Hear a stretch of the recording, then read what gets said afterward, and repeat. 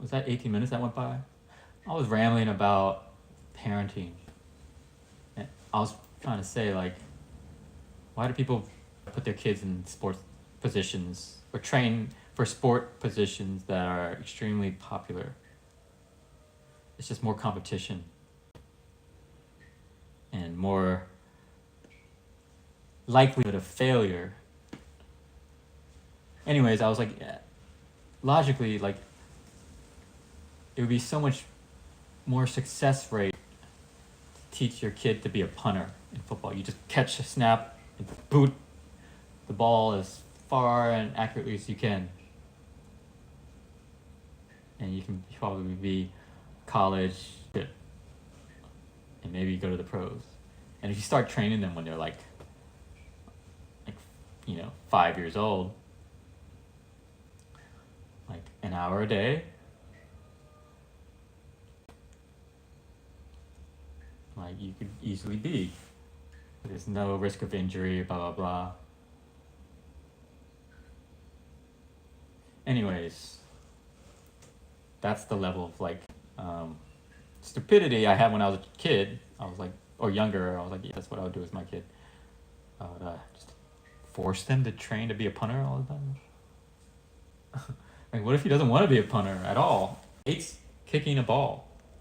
I never thought about that. I was like, who hates kicking a ball? It's anyone can do it.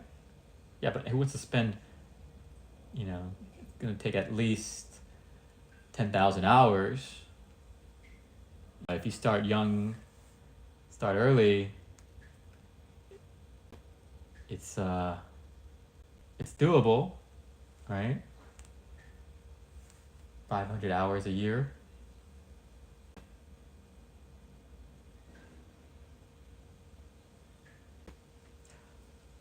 But who am I to say that my kid has to do that? Does that mean that my kid is my slave? And my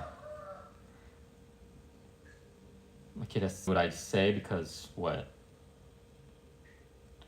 Technically, I created my kid. I had the sex that made my. Well, I feed it. I pay for his clothes. Keep a roof over his head. I should be able to say what my kid does.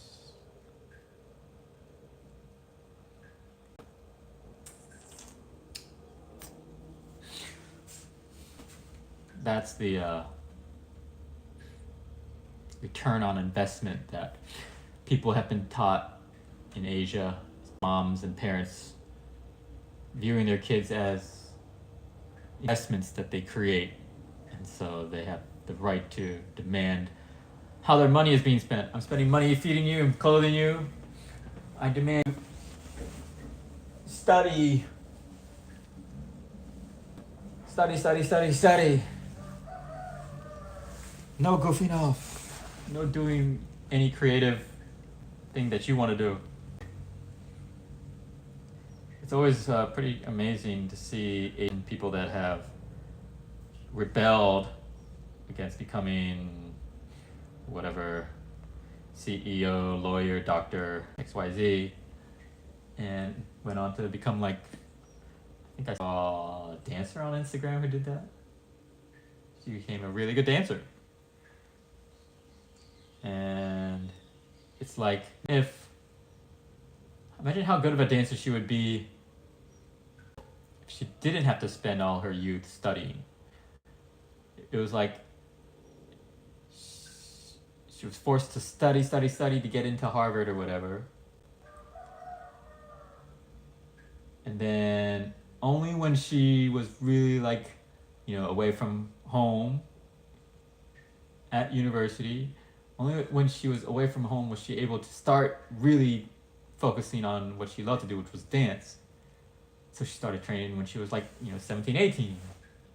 Like, imagine she was 5 and she ignored her parents and said, no, I'm going to dance. Imagine how, and she's like professional. She makes good money as a dancer instead of a doctor, engineer, or whatever that her parents forced her to study to be. It's really incredible to think about. I lack I lack that self confidence.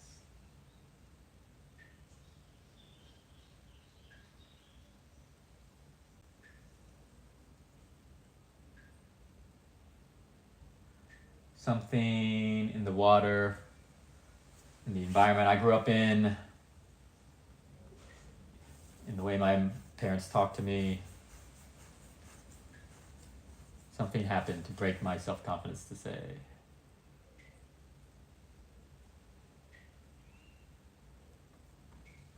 doesn't matter that I didn't do this as a kid. I'm gonna really dive into it and become as good as anyone that has been doing this since they were 5. Alright? Surfing, I'm like, oh, okay, I only started surfing 5 years ago as a grown up adult in my late 30s. There's no way I'm ever going to be a competitive surfer or a surfer that everyone follows and watches. Right? We all want to see the best.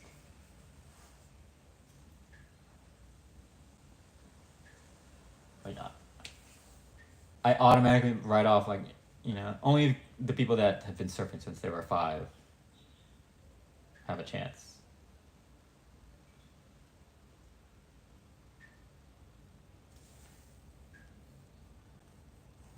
So I don't like dive into surfing, I don't do it and like really push my limits and boundaries. I don't do it like I could be an amazing top surfer. I don't do it like that. So it like boggles my mind that this Asian girl went to college, studied it, her ass off all the time, went to Harvard. I mean, and then like in her at 18, she decided, you know what? In 2 or 3 years, 4 years, I'm gonna study dancing. I'm gonna practice dancing for 3 or 4 years, and be one of the best. Like 5 years ago when I started surfing, I didn't say like in 5 years I will be one of the best. This girl said, I'm gonna be one of the best dancers, and she did. In like 5 years. How is that possible?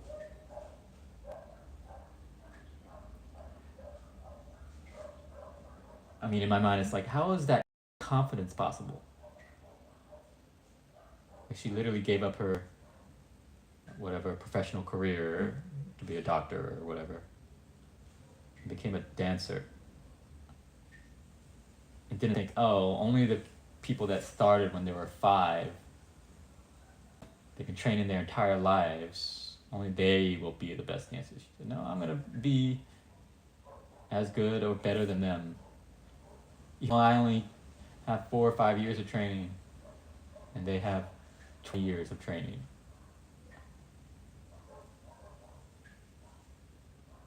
Like, that needs to be studied. I need to study.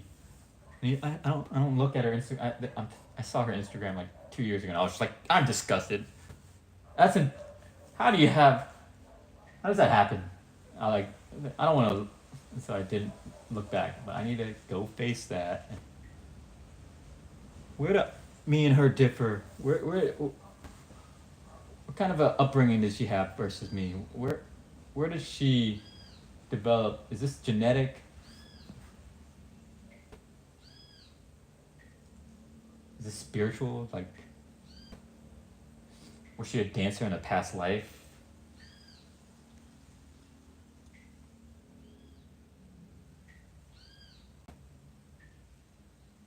And one of the ayahuascas, I think like the first one in the jungles of Pipa. I began meditating, and like, when you're meditating, your back starts to ache or whatever. And I just started to let my back move however it needed to shift and move. And then my body spoke to me like, let go. Let me control your body. My body, or the universe, whichever, God, this Holy Spirit, the spirit, ayahuasca, all of it. It took over my body, and it just started getting loose. And I was like moving, but my body's moving. Like, I'm not controlling these movements anymore. I'm literally possessed. Like, I'm not thinking about the movements. I'm not choosing to move these ways. It was just moving me. And I was like along for the ride. I'm like, whoa, what's going on? I don't know. The movements feel nice. It was like really like unlocking like hidden tension, like muscle tendon tensions. And it was like, it was a stretch as well. It was like stretching. Like when you see a cat get a good cat stretching, a lot of that, but all completely without my doing. And then it just started. Everyone said I was dancing, but I wasn't dancing. It was like movements that were not movements I would ever make. It was like a language that was beyond words, and these movements were all like teaching me things. It was like, this is one of the, right? The idea of harmony, like not just, but one after the other, like a wave, flow. This is telling me I need to be more fluid and flowy and graceful, consciously doing things beautifully, right? Well timed, right? Each finger is well timed in opening and closing my hand. I'm not just, it's a beautiful flow. And so I do that instead of this. Now I'm trying to physically cultivate flowiness, the physical fluidity of, anyways. And my body started doing literal kung fu. See them doing like these tai chi kung fu dances, and the quasi fighting, like kind of throwing punches and kicks, but these are not real kicks that are to be used as such in an actual fight with another fighter. These messages, right? This is poetry, which involves conflict and involves strikes, right? When you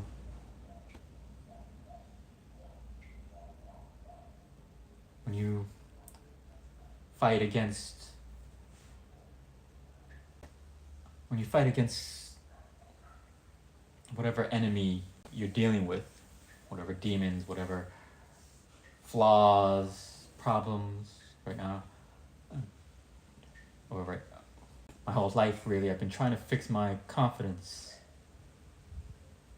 This is why I'm on live. I'm trying to be more confident talking instead of being self-conscious and confident.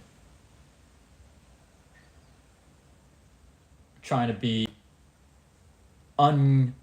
caring, not giving any fucks any of these people who happen to watch. I don't know why they watch. I don't want to care at all what they think. I don't want to be worrying. I think it's not good for my confidence. I want to give zero fucks about what anyone thinks. I want to just talk and have all my flaws. That's why I'm like shirtless, right? I don't want to be spruced up, trying to impress with outfits and clothes and nice shirts. I'm gonna be in my underwear, hair I haven't cut or combed, and I haven't shaved in months.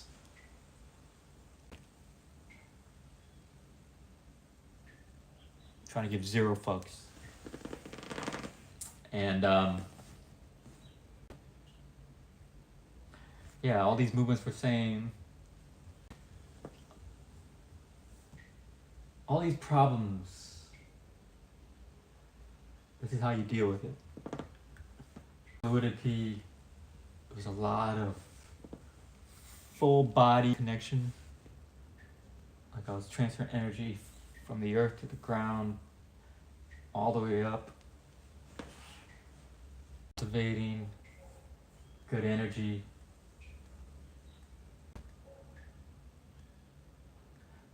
All these things that I would need, like, impossible to describe in words. I still can't describe it in words accurately. But each movement was like 10,000 words. Like I was seeing it in slow-mo, like my arm is moving out of my control and it's talking. And for even sometimes in obvious ways, it was like it was doing a lot of this. It was telling me, be more full, be more happy about all the things to be happy and grateful about. And it's like doing this, and it was like, and why is my head not matching up at the same time? Because I'm avoiding being happy. I don't want to be happy and grateful. I want to be angry and annoyed. I want to focus on the flaws, wrong. And it was like moving me, and finally it said, stop moving and just be grateful.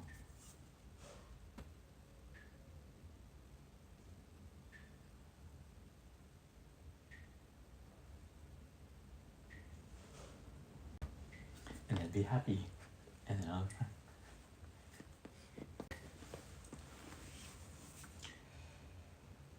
Oh yeah, I was also supposed to remember to do that every day as a ritual. The happiness and grateful dance. Start off every morning. This is it, alright?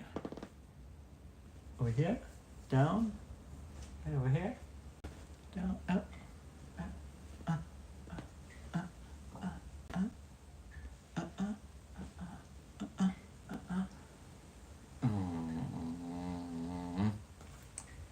That's how it goes. Dance that came to me during ayahuasca that I'm supposed to do every day. Like a mantra, a prayer. But it's a physical, wordless mantra.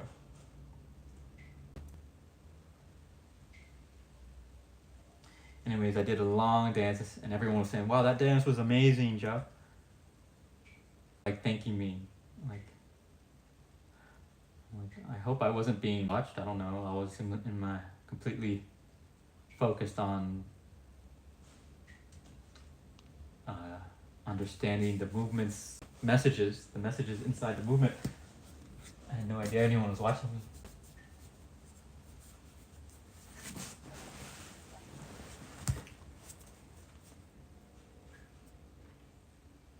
Ayahuasca, that was my second ayahuasca. The first one I died. I literally um, experience death. When we die, I know what that's like. I may have stopped breathing because I didn't want to come back. I was like, this is amazing. It was just so blissfully nothingness. And Amanda and Felipe were taking care of me, and they brought me back. They were like, you need to breathe. And I just remember, how long did I stop breathing for? Came back to my body.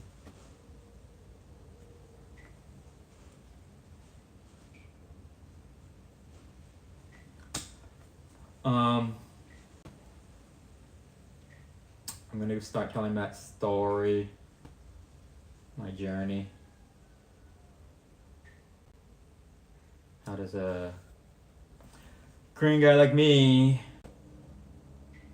that's unusual.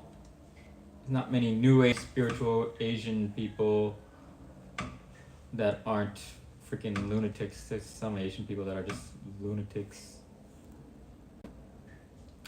I'm a lunatic in my own way. I believe the world is going to go through a major war between good and evil, between the old religions and the new one, the new spirituality of destroying the old illusions of the old religions.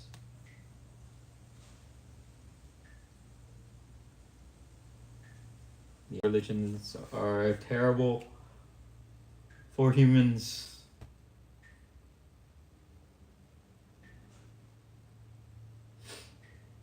For any of you Brazilians still here watching, you need to leave Christianity behind. It's terrible.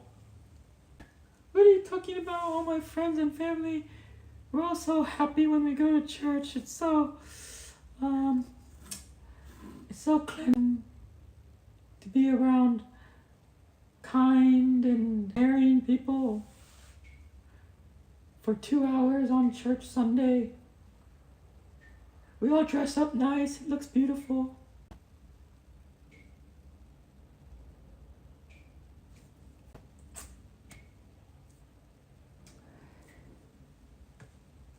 All that, is it worth it? Is it worth the hours that should be spent helping improve and cleaning and building up your community? Instead of doing that, you're getting together for dress up and act kind to each other. You're doing that, dress up and act kind to each other cosplay every week. Could be doing good community work, cleaning up the beaches, the trash, helping people that are homeless or poor, educated, or just generally creating something with the kids, teaching them how to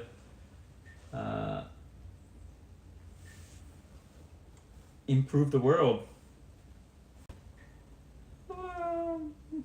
That's a weird expectation you have. Shut the fuck up, brainwashed zombie. No, brainwashed. I don't like the word wash. It's good. Or clean. No, it's brain dead. Shut the fuck up, you brain dead zombie. I'm sorry, but Adam and Eve, religious people, brain dead zombies.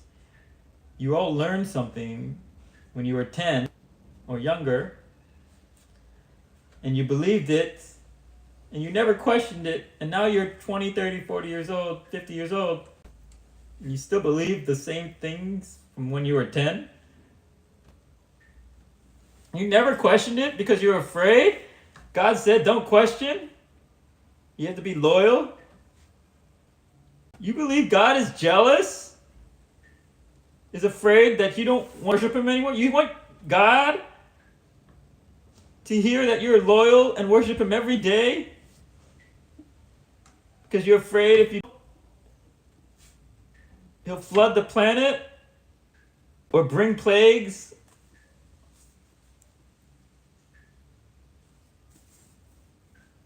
You're 10 years old. I mean, you're not 10 anymore.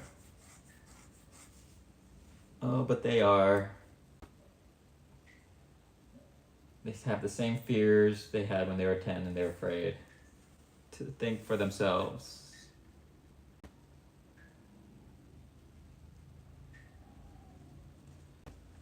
What gets me is the Christ is King people. There are a lot of people that cling to Christianity. A lot of them are waking up. I think majority even perhaps. At least 51% of Christians today. Back in the 90s, it was like 2%. Now it's 51% of Christians today realize Judaism is toxic and full of shit, right? The idea that God is a real estate lawyer and he chooses who deserves land, all right?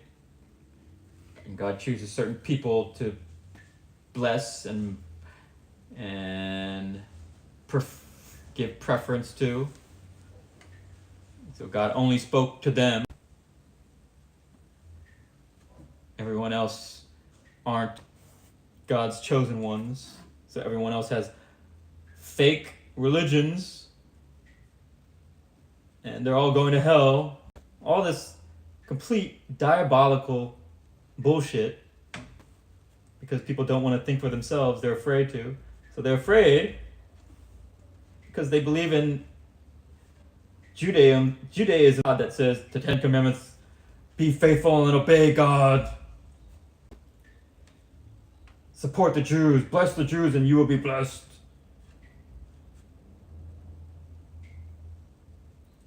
So a lot of Christians are waking up that, wow, Judaism is bullshit. But Christianity is real. It's like, every Christian church I've ever been to still believes that Jews are God's chosen ones. They still believe that God spoke to the Jews only. And that whoever living in India or China or Korea, Japan or South Africa, Australia, New Zealand, all these other people on all these different islands and all these different continents, not talking to them. Whoever those people are talking to spiritually, they're all demonic. They're all witches. And they're all going to hell. We all should enslave them, genocide them, starve them, steal their land, and colonize them with Christianity. And basically, economically, financially, grow them, and then breed them out of existence. Right? That's what it is. And how people don't see it. There's a 1980s or 90s, I think it's 80s, where a guy puts on sunglasses and he can see past the illusion. Like, it's kind of like The Matrix, I guess, but 20 years before. So it's not the well-written thing, but it has moments where he can see, like, he looks like at a big giant advertising billboard, marketing, advertising some stupid thing, and it has like a woman in a bikini or whatever, and he puts it and he sees it's just basically brainwashing or mind control, telling us that our only purpose is to mate, breed, and procreate the next generation of slaves, of livestock. don't want to lose track of where I'm hitting it with this. But yeah, I feel like I'm in that movie. Like I've got these sunglasses on and I'm looking around like, how do you not see Christianity? It's just Judaism 2.0, where you believe certain people are privileged and chosen by God. Everyone else is less than them. It's meant to be below them. How do you not see it? And for me to talk like that, oh, it's hatred for, it's anti-septic.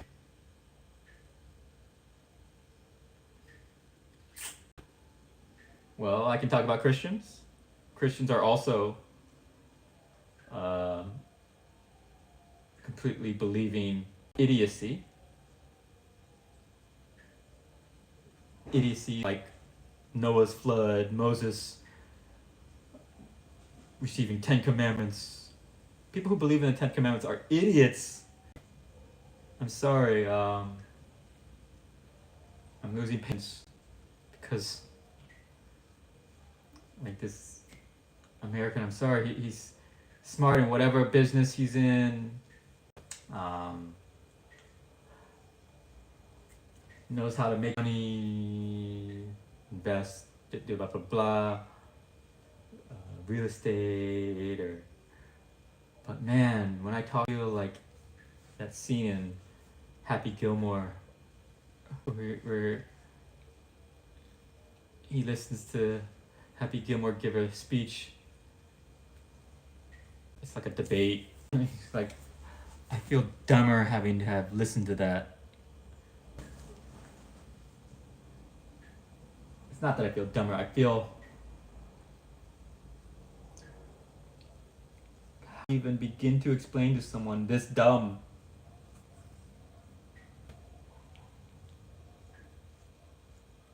And it filters down to everything.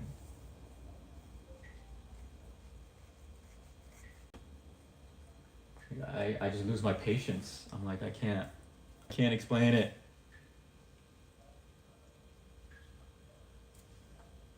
It was like, what's wrong with the 10 Commandments? What do you have against the 10 Commandments? Thou shalt not kill, thou shalt not steal. What do you have against that? I'm like,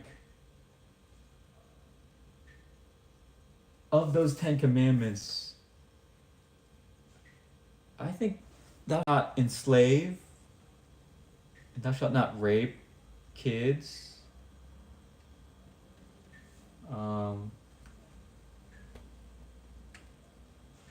That should have been number 1 or number 2. Instead, it's thou shalt worship God and only God, and obey your parents. Like such an idiotic list.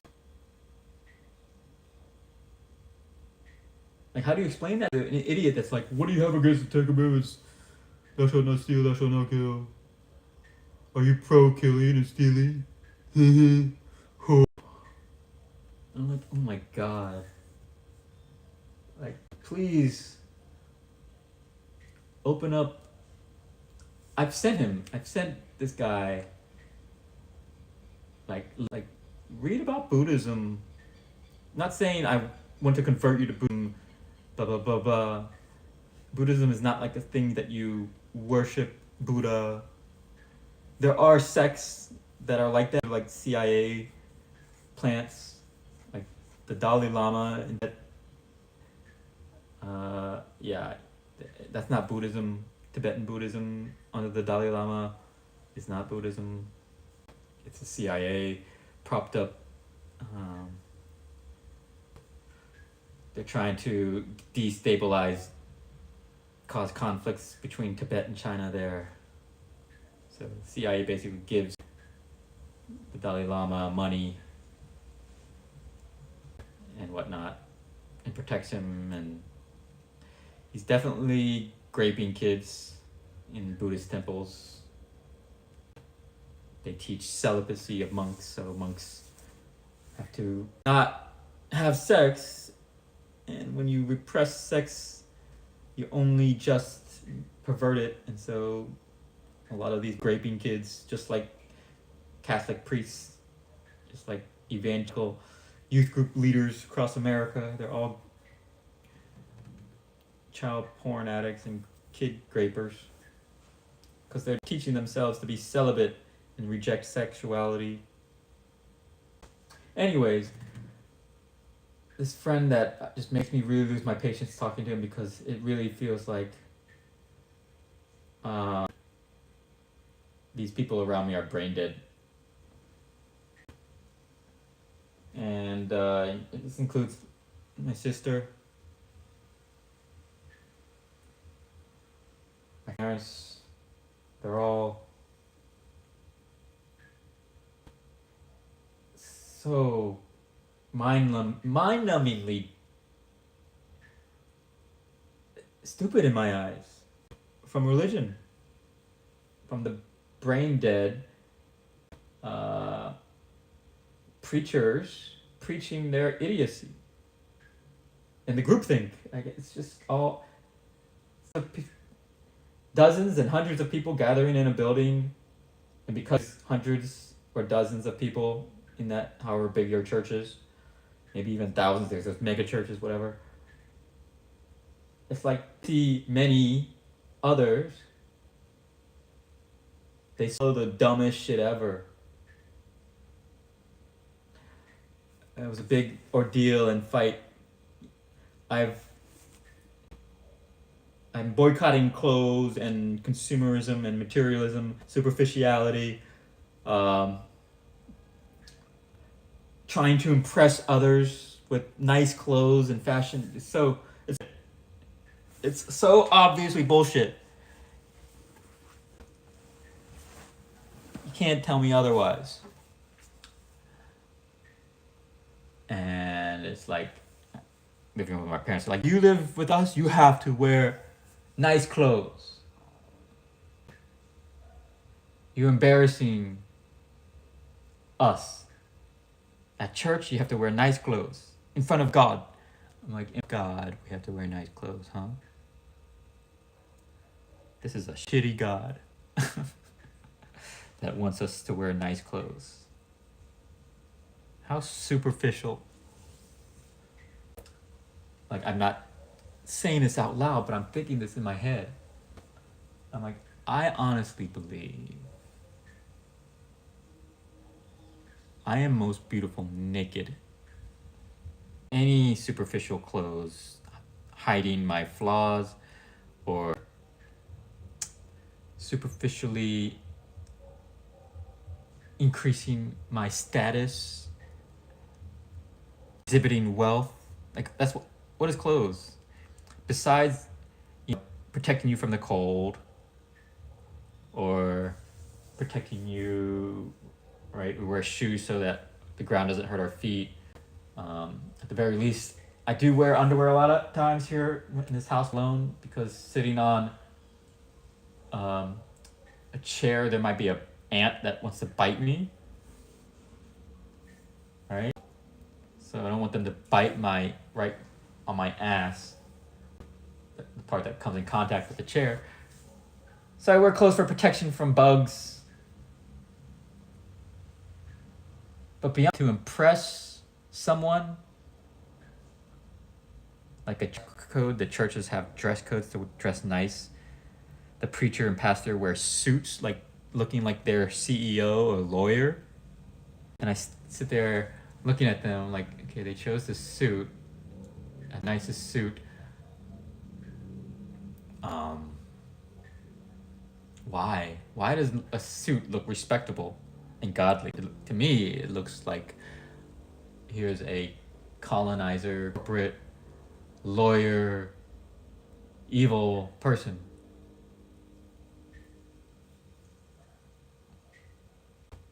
A nice suit. Anyways, I had to wear like a nice button-up shirt, pants, and expensive shoes.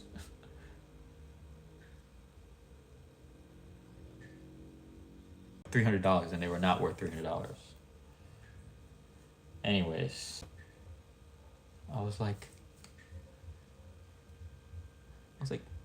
maybe if I find a passage, there's gotta be a passage. Jesus was like, um,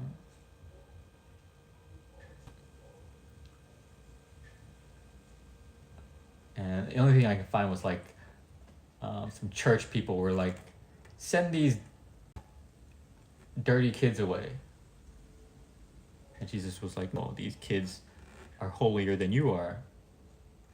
You are all wearing religious garbs, and you go to these churches and pretend to be a church authority and holier than thou. All these kids that are just wearing whatever they have, they're not dressing up in front of me or anyone. They're not trying to impress anyone. They're holier than you. So I brought up that kid, and they're like, basically Jesus was saying, be like kids.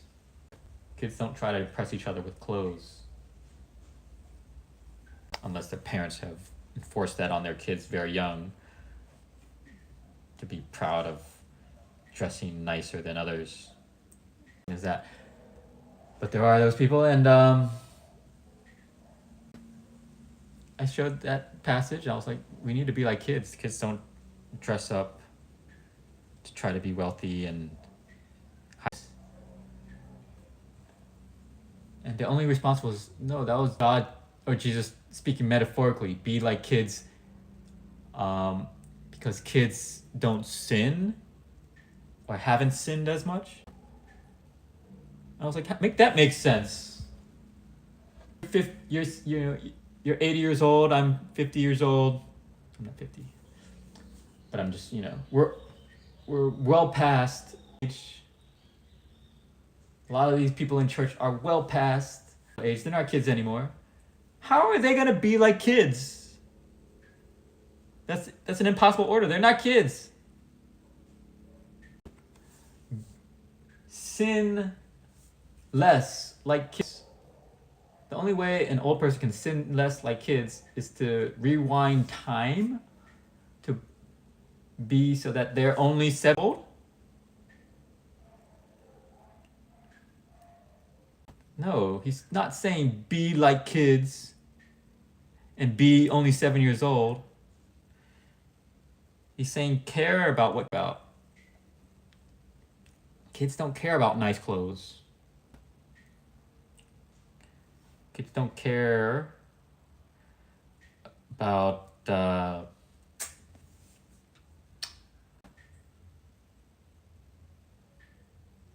impressing people.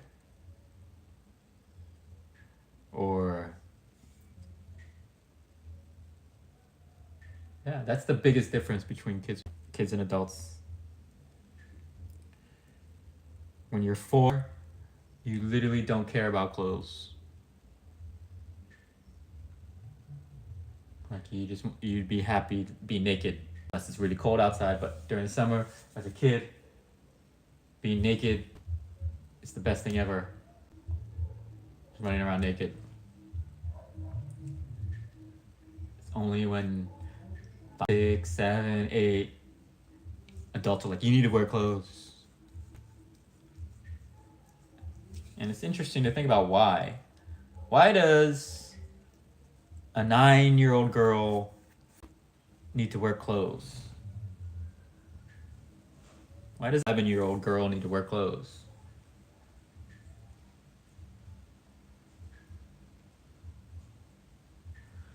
Because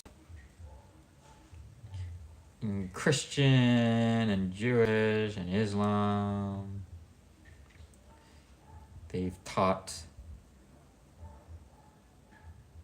celibacy. And so now you have all these older men with repressed sexuality, trying not to think of sexual thoughts, and then when they see any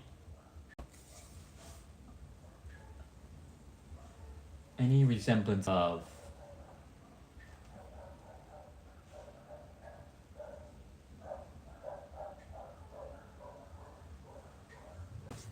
can't imagine. Anyways, perverted, and they want to. There's a lot of pedos in the Adam and Eve. How do people not see this? I have to explain it to people. Your Christianity and Judaism and Islam creates a lot of pedos. What are you talking about? That's a lie. Dude, it's just so much evidence. You just have to look. Catholic Church, all the churches in America, they're all pedos. And society as a whole. The fact that children have to wear clothes to protect them from pedos. There are people that would see an 8-year-old girl naked and want to have sex with them. And because of that, the 8-year-old girl needs to cover up. Whereas before, when she was 4, it was kind of okay, but as they get closer to 9, 10, 11, 12, there are a lot of men who are Christian and Jewish and Muslim who thinks perverted sexual thoughts about a 9, 10-year-old girl. That's why, especially in Muslim countries, but Christians used to do it too. Christians just strayed out of it. But Muslims held strong. They were still covering girls and women from head to toe. That's their way of fixing, as a band-aid, the problem of pedo men within their culture. Do you not see all this? Do you see what I'm saying? The whole covering up, the burqas and everything? It's just a reaction to pedo men.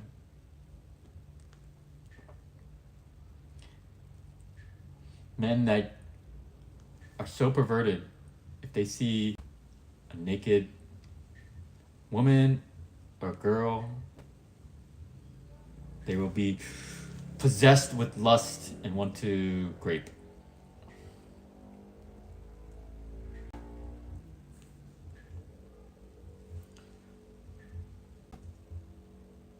It's people that don't understand natural cultures. People in Africa, in Native America, in regions like this, Brazil, all the tropical areas, all the warm, where it's warm all the time, day and night.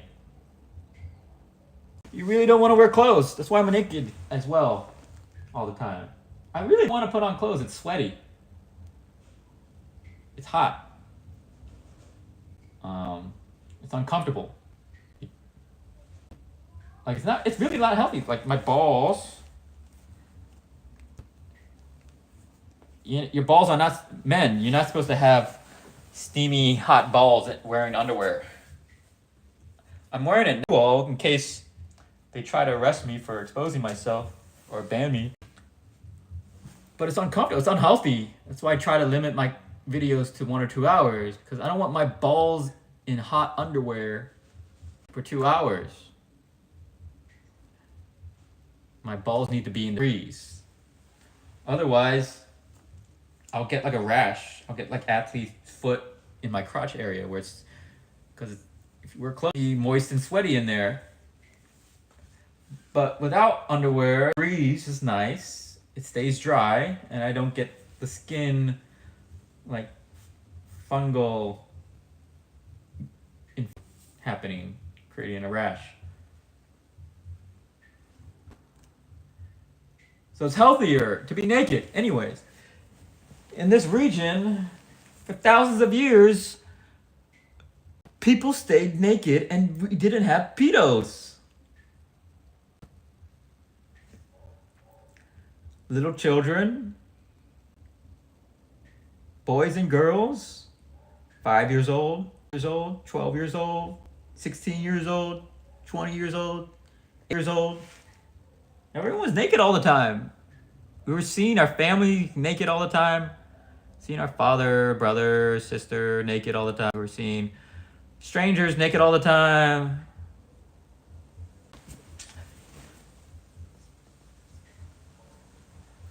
Kind of be desensitized to it. I remember the first time I think I went to Mexico or Dominican Republic, and there were European women. I think they were like Russian or French or something, and they were sunbathing at the beach, showing their titties, and I was like, "Whoa!" I'm like 12 when I went to Cancun for the first time. I think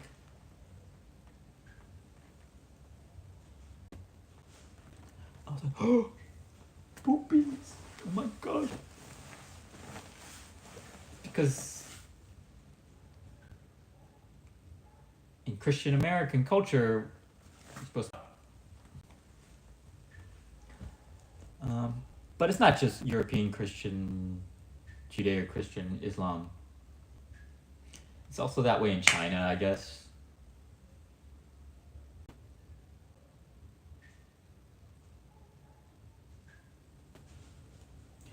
So it is a wealth thing.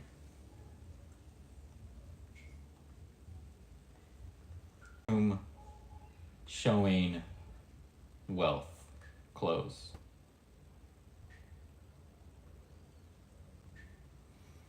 I think you can even see indigenous people for thousands of years putting on feathers on their head, right?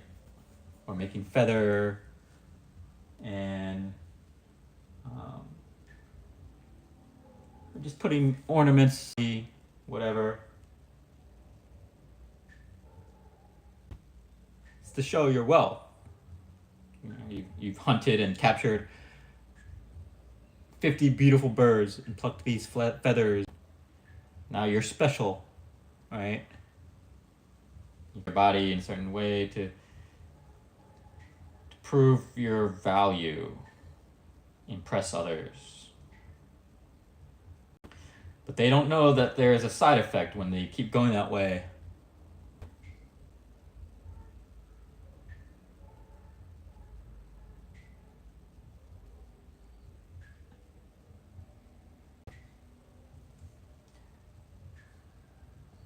And you start to believe that those that have more clothes are more valuable people. More clothes are more wealthy and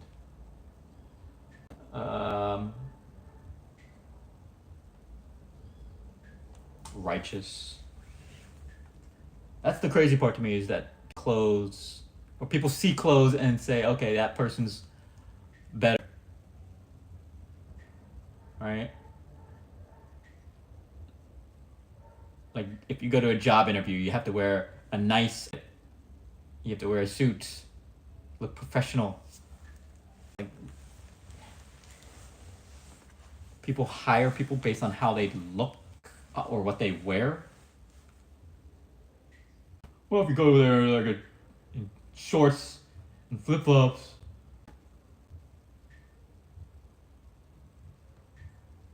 that just shows lack of judgment. Does it really show lack of judgment? Well, it shows you can't conform to the work culture and professionalism. People want to come to a workplace filled with people in really nice suits. They have that fantasy of going to a fancy office and feeling important by being surrounded by people with suits. Like it's it's the capital, like it's Capitol Hill, or some financial corporate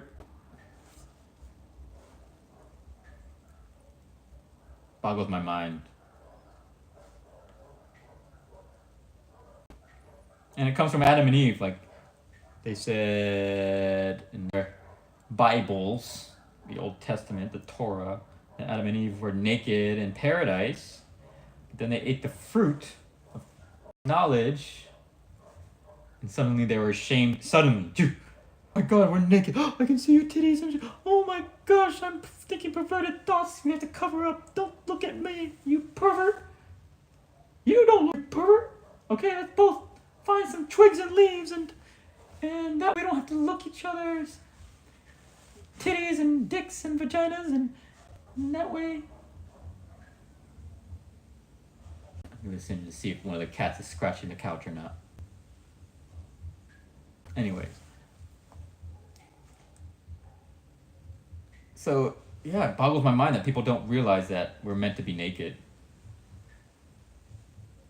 And not being naked, not being comfortable being naked, not seeing each other naked, really has caused us to be really perverted about seeing each other naked. Like, I'll admit, like, when I see cleavage or a naked boobie or a nipple, I'm like, I'm like, whoa, whoa.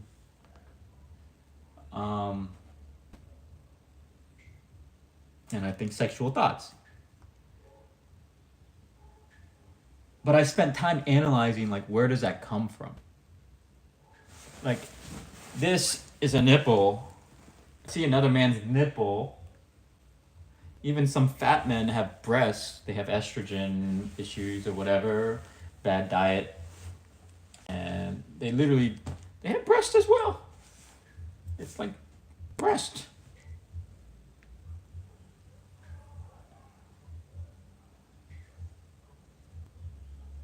And it's like, I even saw like a video on Red Note of a man that really had some sort of health issue, hormone issue, and literally he grew like perfect female breasts. He's like a man, slight beer gut, beer, like complete man, like breasts that women pay $15,000 for. He's got some health disorder that grew perfect breasts, and I was like, it's a man, so I'm not attracted. But then if I look just at the breast only, I'm like, whoa, that's a night. I want to. No, but it's a man. It's not a real breast. And it was like my mind, like trying to figure out where to land. And so yeah, I was like wondering, like, why am I like that? Why am I driving in a road, and the roads are bumpy here in Brazil, cobblestone, and a woman, there's a lot of people that only have bicycles, and they're like, and they're boobs, and I'm driving, and it's like, I'm gonna get in a car accident. Why? Why do I have to look? And it's like, oh, it's because I have to get my eye full.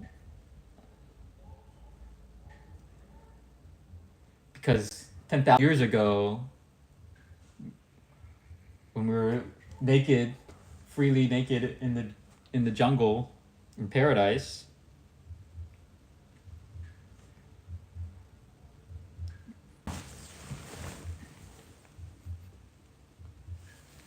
when I left the stove on. But yeah, I don't see boobies anymore in public. You go days, weeks, months without seeing a boobie. And so when you do see it, it's like, ah. But if it was like France or Russia or whatever that doesn't view boobies as profane, they show boobies, I think, in one of those countries in Europe. they progressed. It's because they had a revolution.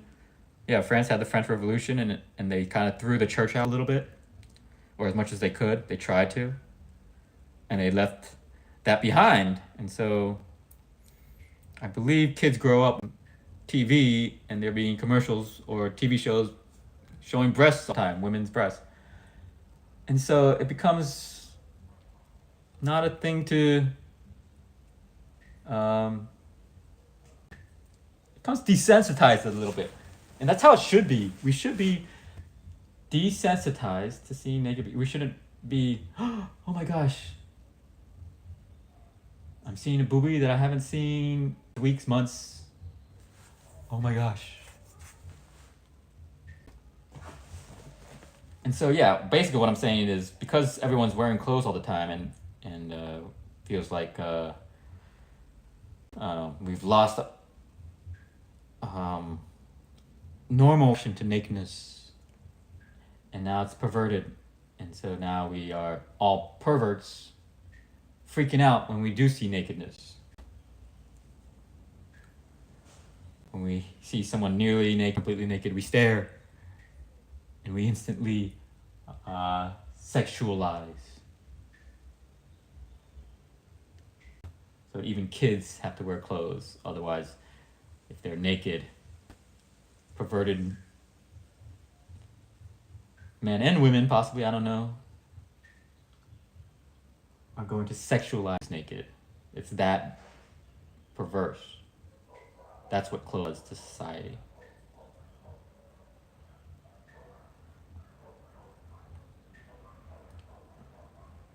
I 100% societies in warm tropical areas where people were naked all the time, tits were out all the time.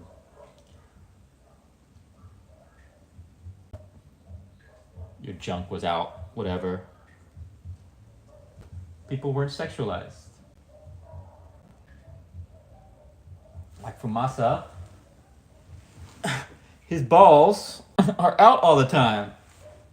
No big deal. No big deal, Fumasa, for your balls to be out. It's natural. And you're not like completely obsessed with nudity and sexuality.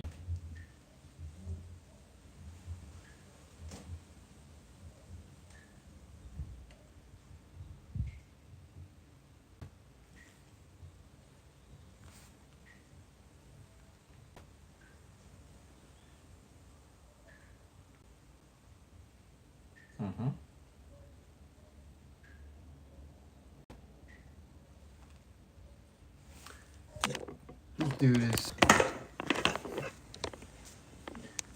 This dude is such a character. This is not my cat. This is Amanda's cat.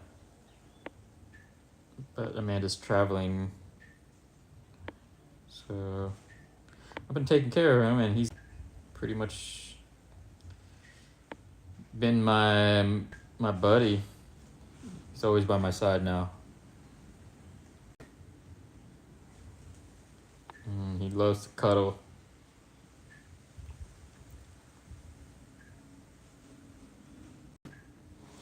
Much different than my girl cat that I've had for 15 years.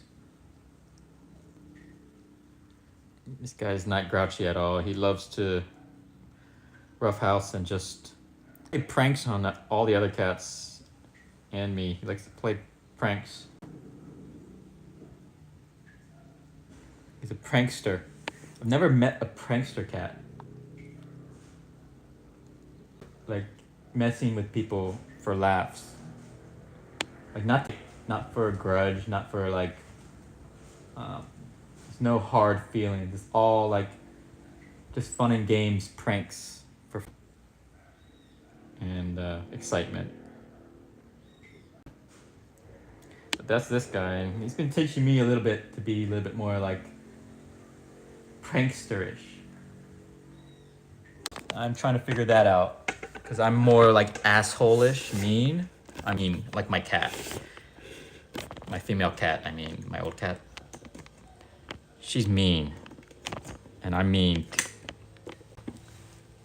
and he's here to teach me to be more prankstery now. So that means like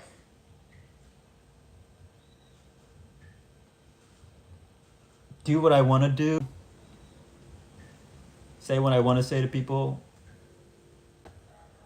but have no hard feelings about it. He's very lighthearted. The cats hate him, like they're so angry and annoyed and offended, just offended by him pranking them. Like he's just laughing the entire time at how serious they're taking it. And he's just like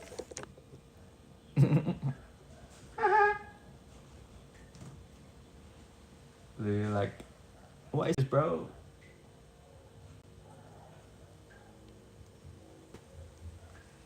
So I'm trying to develop that. Like, there's a before Kanye was famous. He was holding auditions for other producers to join his crew, and he was like filming it all. He was like sitting around a table, and one of the guys like came up, just like, "Listen to my shit, fuck you." Like all the other people were like, "Please, sir." He's like, "I'm the shit. I don't need to beg anybody." And you see Kanye just looking at him like, "I want to steal your personality. You're hilarious." That's me with this cat. I'm like, "I want to steal your personality. You're hilarious." For Masa's personality, I'm gonna try to adopt it. So yeah, Kanye met some guy who was basically Kanye before Kanye was Kanye, and then Kanye became just like him.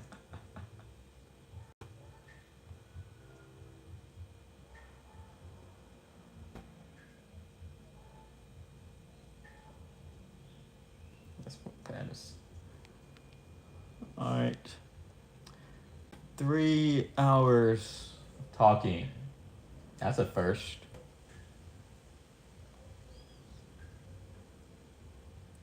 A lot of rambling.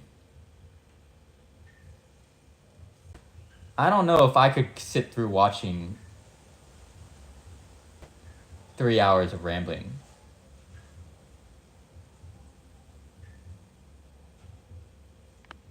If you're watching 3 hours,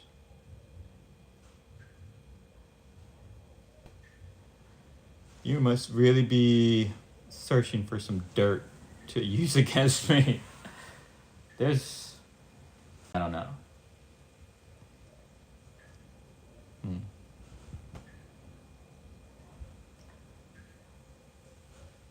Hmm. Alright, say bye bye, Fumasa.